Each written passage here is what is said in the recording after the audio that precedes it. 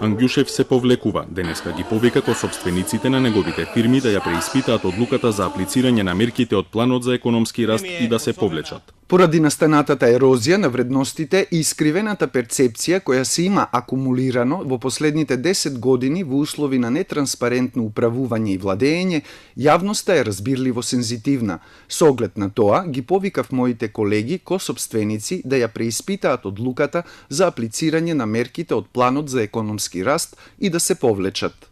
Во изјава за Телма, Ангјушев претходно кажа дека волеарницата КАС Инвест е собственик со 16%, а останатите собственици се други луѓе. Како да им кажам, тие да не работат затоа што нивниот партнер и вице-премиер, праша тогаш Ангјушев.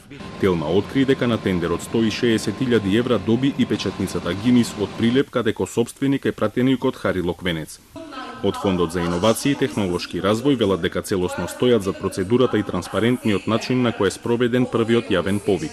Фондот додава дека нема мандат ниту обврска да врши анализа на собственичкиот капитал на компаниите кои аплицираат, ниту да врши проценка на нивната политичка подобност. СДСМ се фатени живи како си ги делат парите на граѓаните, обвинуваат од ВМРО ДПМН. Сега сите веќе гледаат дека акцизата и другите давачки се покачени за да можат Ангјушев, Заев и останатите да имаат повеќе пари во буџетот за да си ги поделат меѓу себе. Тоа ви исто како еден крадец кој ќе влезе во банка и кога ќе се обиде да ги ограби парите од банката, да ги изнесе надвор, ако го фатат, вика во ред, еве ви ги париве, само сакав да видам дали функционира системот. Доколку не го фатат, ќе избега со парите и ќе си ги потроши. Така да исти е и случајот со Кочо Ангјушев.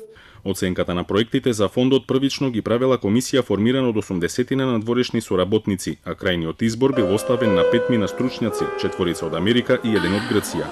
Овој месец повторно ќе има оглас за нова помош.